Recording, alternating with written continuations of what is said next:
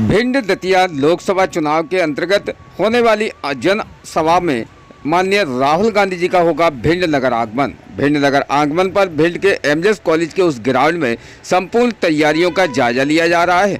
यहां भिंड डॉक्टर राधेश्याम शर्मा के द्वारा विशेष एमजेस कॉलेज पर पहुंचकर उन सभी व्यवस्थाओं का जायजा लिया गया, जिसमें विशेष एक भव्य टेंट लगाया जा रहा है, जिसमें करीबन 15,000 लोगों के आने की संभावनाएं नजर आती हैं। जिसमें बाहर से आए हुए टेंट के पंडाल के माध्यम से विशेष यहां पर राहुल गांधी जी के आगमन पर यहां जनता को संबोधित करने के लिए जनसभा को विशेष यहां स्थान चिन्हित किया गया है, जिसके लिए संपूर्ण तैयारियां भिंड कांग्रेस पार्टी के कार्यकर्ता निरंतर करते नजर आ रहे हैं, जिसको लेकर आज करीबन 2:30 पर डॉक्टर राधेश्याम शर्मा अपने टीम के साथ पहुंचे और उन्होंने उस मौका स्थल का जायजा भी लिया, जहां पर माननीय राहुल गांधी जी जनसभा को संबोधित करेंगे, जिस विषय पर खास चर्चा भी हुई है। जहां डॉक्टर राधेश्याम शर्मा ने विशेष क्या कहा है, जिस विषय पर भी हम आपको अवगत कराते हैं। भिंड से खास ब्यूरो रिपोर्ट इमरान अली खान।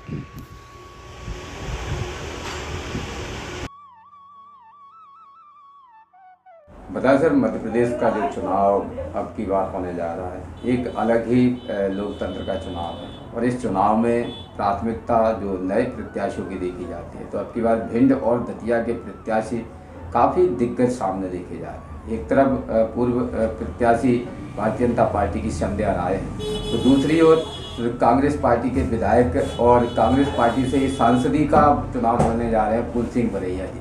इनके बीच में जिस प्रकार से अब देवाशीष जरारिया का नाम जो जुड़ रहा है, इसको लेकर विशेष जनता के बीच में क्या भ्रांतियाँ पैदा होती? देखिए, ये प्रजातंत्र का बहुत बड़ा पर्व चल रहा है। लोकतंत्र में चुनाव सबसे बड़ा पर्व होता है और अगले 7 चरणों में 2 चरण चुनाव हो चुके हैं। 7 चरणों में भारत में चुनाव सबसे बड़ी पंचायत लोकसभा के चल रहे। मध्य प्रदेश की कुछ सीटों पे जैसे भिंड में 7 मई को मतदान होना है और भिंड में निश्चित रूप से फूल सिंह बरैया एक ऐसा व्यक्तित्व का धनी, एक बहुत बड़ा नाम है, दलित चेहरा है और फूल सिंह बरैया अम्बा से वर्तमान में विधायक हैं और निश्चित रूप से आज की तारीख में फूल सिंह बरैया चुनाव जीत रहे हैं। पिछले 34-35 सालों से कांग्रेस का लोकसभा में कोई प्रतिनिधि नहीं पहुंचा।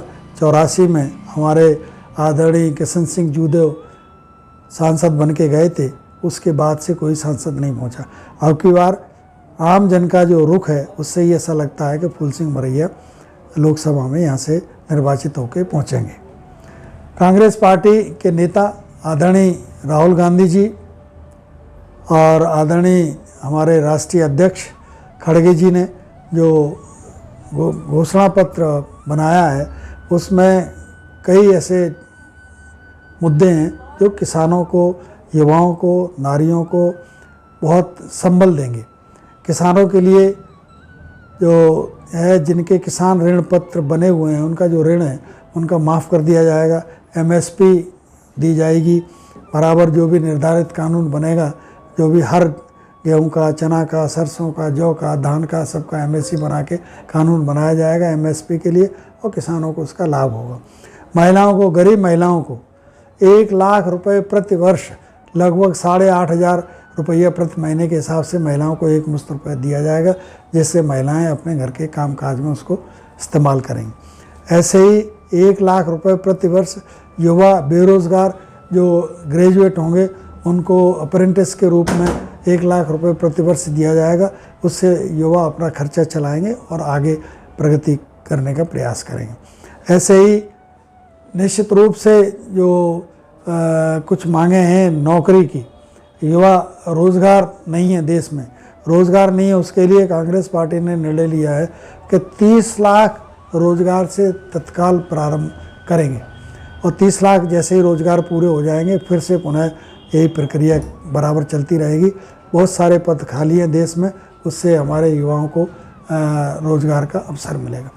और ये जो न्याय योजना चल रही है, न्याय योजना में हमारी न्याय योजना है कि इसमें भारत सरकार ने ये कौन है क्या बोलते हैं अग्निपथ योजना, इसमें हमारा भिंड जिला मुरैना ज़्यादातर यहाँ पे हमारे लोग जो है आर्मी में जाते हैं और 4 साल की नौकरी मिलेगी, इससे उनका जीवन बर्बाद हो जाएगा।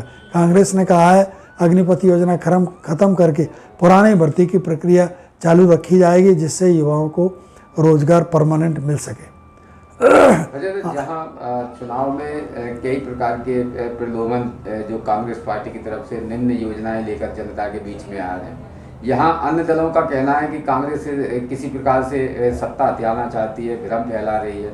ऐसी स्थिति में जनता का दिमाग डाइवर्ट हो सकता है। देखिए, लोग तो कुछ भी कहेंगे, खुद भारतीय जनता पार्टी रेवड़ी बांटती है। हम लोग तो पहले घोषणा पत्र में कह रहे, तो निश्चित रूप से इससे देश की प्रगति होगी और गरीबी जो है दूर होगी, महंगाई दूर होगी। महंगाई अभी जो चरम पर है, महंगाई हर चीज़ की आप कीमत देखिए, चाहे गेहूं हो, चाहे दाल हो, चाहे सब्जी हो, चाहे तेल हो, चाहे आपका डीजल पेट्रोल, सब चीज़ में महंगाई है। तो निश्चित रूप से थोड़ा सा राहत दे के, हम आम जन को राहत दे के, तो लोगों की महंगाई में कुछ हम हाथ बटाएंगे, आंसू पहुँचेंगे। जबकि इन लोगों ने कई लाख करोड़ बड़े बड़े उद्योगपतियों के माने माफ़ कर दिए, वट्टे खाते में चले गए। तो क्या हम गरीब आदमियों को, किसानों को नहीं दे सकते? किसानों का कर्जा माफ़ नहीं कर सकते? क्या इन लोगों को 1 लाख रुपए प्रति साल नहीं दे सकते? क्या युवाओं को बेरोजगार है उनको क्या 1 लाख रुपए हम नहीं दे सकते? ये कहने के लिए वो कहते हैं जुमलेबाजी। तुम जुमलेबाजी, भारतीय जनता पार्टी नहीं, भारतीय जुमला पार्टी है। हमेशा जो है झूठ बोलते हैं। पहले इन्हें कहा था 15 लाख रुपए प्रति व्यक्ति के खाते में आएंगे, फिर कहा था 2 करोड़ नौकरियां प्रतिवर्ष हम देंगे, और सारा विदेशों में स्विस बैंक में जो काला धन था वो काला धन वापस लेके आए। क्या लेके आए? कतई नहीं लेके आए। काला धन जो है 47% हमें स्विस बैंक में और बढ़ गया। किसका? इन्हीं लोगों का। नाम तो जगार किए नहीं और लेके भी नहीं आए, बल्कि बढ़ और गया। ऐसे ही रोजगार इन्होंने दिया एक भी नहीं, और 2 करोड़ प्रतिवर्ष रोजगार खत्म और कर दिए। जीएसटी लागू करके लघु उद्योग खत्म हो गए। उन्होंने जो अनइवन जीएसटी लागू किया है, उससे उद्योग खत्म हो रहे हैं, तो छोटे छोटे उद्योग खत्म हो रहे हैं। ऐसे ही नोटबंदी की थी, नोटबंदी में हजारों लोग मारे गए थे। नोटबंदी से लोगों में जो है परेशानियां हुई। तो निश्चित रूप से ये जुमलेबाजी नहीं है, कांग्रेस का जो वो है उसकी वजह से ये लोग बौखला गए। अभी 2 चरण के चुनाव में उनको लगता है कि पोलिंग कम हुआ है, कि बीजेपी हार रही है, इसलिए ये बौखला गए हैं। और कहीं ना कहीं ये जो प्रधानमंत्री जी हमारे जो बोल रहे हैं, ये उनके स्तर की भाषा नहीं है। एक उमरी में जनसभा को संबोधित किया गया था, जिस उमरी की जनसभा में यहाँ मध्य प्रदेश के ही अध्यक्ष कांग्रेस पार्टी के जीतू पटवारी पर ये आरोप लगाया जा रहा है कि दलित समाज के देवासी जरारिया के बारे में गलत शब्द कहे हैं। उसके बारे में उन्होंने एक आवेदन भी बहुत चौराहे को दिया गया है। इसका क्या कहना है? देखिए, ये बिल्कुल निराधार है। मैं वहाँ मीटिंग में मौजूद था। आदरणीय जीतू पटवारी जी ने कोई ऐसे शब्द नहीं बोले, और बल्कि उन्होंने ये बताया था कि मोदी जी पहले वहाँ कहाँ थे, कहाँ से क्या हुआ, पढ़े लिखे कितने हैं, क्या है क्या नहीं है, वो सारी चीज़ें उन्होंने बताई थी। तो झूठ का पुलंदा खोला था। अगर झूठ का पुलंदा गलत है तो निश्चित रूप से गलत है। वैसे झूठ रोज़ ताज़ा खबरें देखने के लिए हमारा चैनल DVC 24 न्यूज़ को सब्सक्राइब करें, साथ ही बेल आइकन भी दबाएं।